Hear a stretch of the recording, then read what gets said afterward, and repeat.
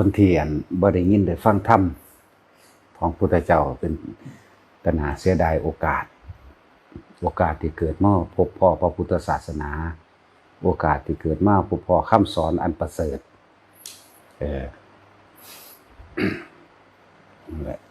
ความเห็นแก่ตัวเฮ็ดให้คนดิ้นรนแสวงหาความเห็นแก่ตัวความอยากได้อยากดีอยากมีอยากเป็นบางคนตั้งแต่เกิดมามีแต่เวลาหาเงินมาเลี้ยงชีวิตครอบครัวเจ้าของเองหาเงินไว้ได้หลายๆแล้ว